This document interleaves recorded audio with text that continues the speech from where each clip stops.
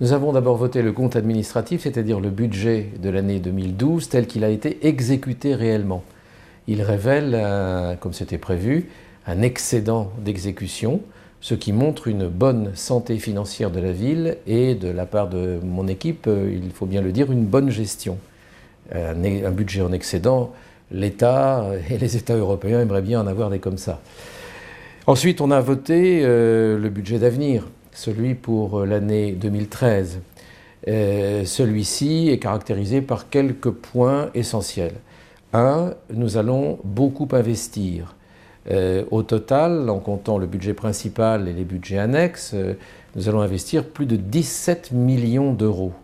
C'est donc un gros apport à l'économie locale qui se traduit par des emplois, puisque pour faire les travaux, pour faire les infrastructures, pour réaliser tout ce qui est prévu, il faut que les entreprises aient du personnel disponible, formé, qualifié. C'est donc bien pour l'emploi, bien pour faire tourner les entreprises et donc bien pour l'économie régionale que la ville dépense plus de 17 millions d'euros en 2013 pour les investissements.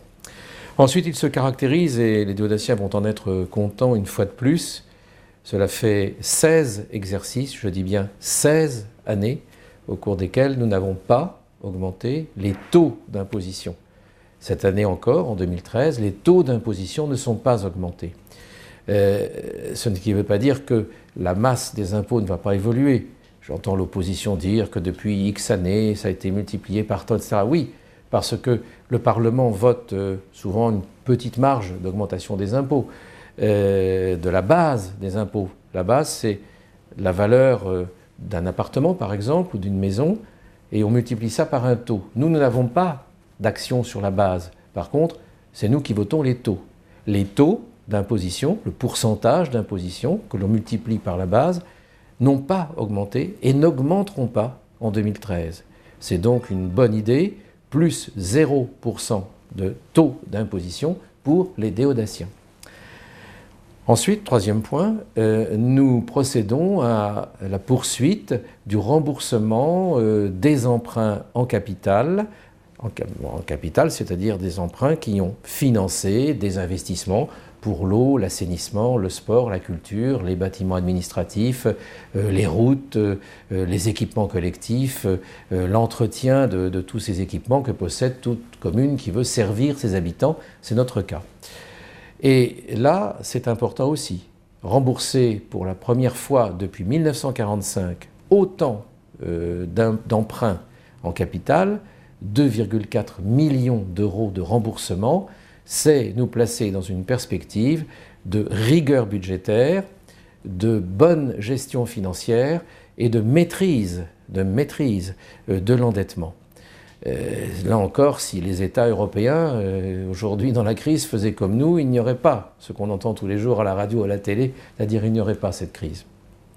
Ensuite, il faut ajouter que notre gestion est très rigoureuse sur le plan du fonctionnement.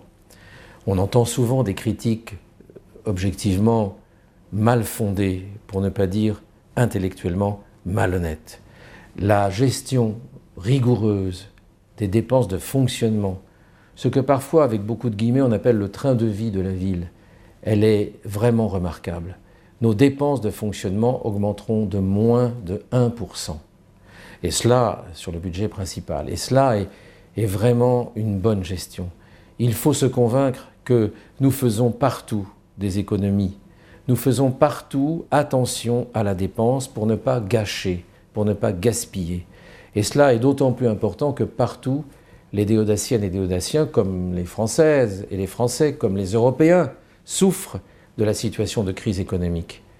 Et nous aurions bonne mine à jeter l'argent par les fenêtres si les Déodatiennes et Déodatiens, dans le même temps, c'est le cas, subissaient, et c'est le cas, la crise, les difficultés de la vie quotidienne. Donc nous sommes très rigoureux. Nous serrons la dépense. Nous sommes attentifs à faire des économies partout, partout, partout. Nous procédons par appel d'offres pour acheter le moins cher possible.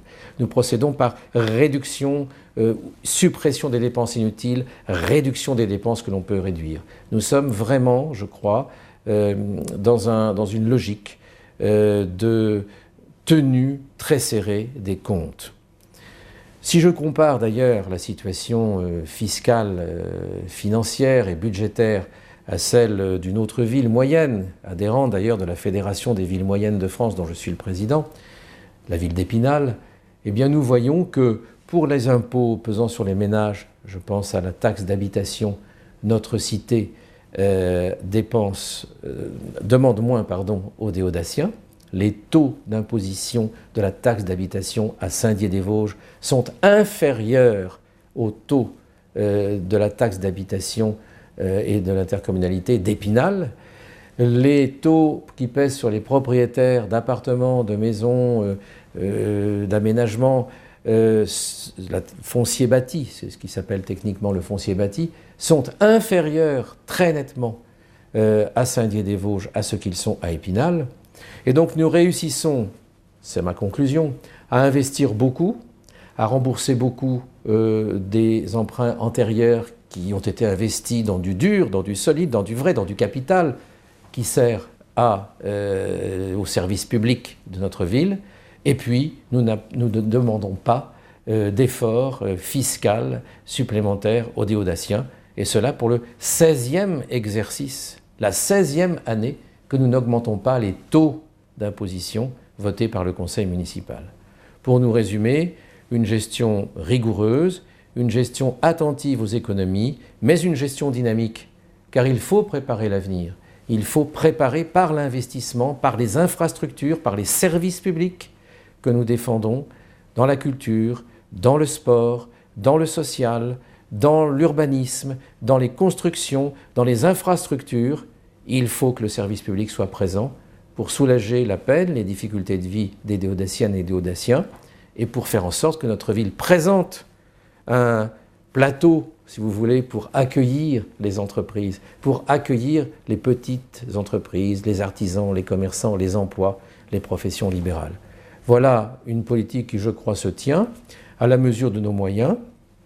Voilà une politique qui va s'enorgueillir cette année de gros investissements destinés à toute la ville, la nef.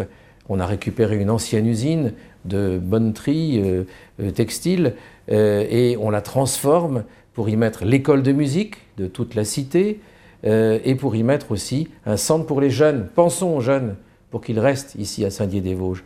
Et ces jeunes pourront s'exprimer sur des musiques actuelles, sur des expressions contemporaines liant différents arts, notamment la musique, la danse et d'autres activités, pour permettre à ces jeunes d'aimer, comme nous aimons tous notre ville, d'aimer encore mieux leur ville. La nef, qui sera inaugurée au mois de septembre. Et puis, il y a à la fin de l'année cette grande réalisation, un grand équipement sportif, d'abord, touristique, familial et ludique, c'est-à-dire le jeu, pour les plus jeunes, les tout petits, y compris des loisirs qu'on appelle secs, parce qu'ils pourront s'amuser sans aller nécessairement dans la piscine. Il y aura pour les adultes, il y aura pour les jeunes, il y aura pour les adultes, il y aura pour le troisième âge, les fameuses semaines en or que chacun connaît. Il y aura toute une palette d'activités avec 7 bassins, dont une fosse à plonger, unique dans toute la région, plongée avec bouteille de 10 mètres de profondeur. Aqua Nova America, qui est fait entièrement par le privé, qui naturellement a été subventionné par la ville, puisque nous en aurons la propriété à la fin de cette dévolution au privé.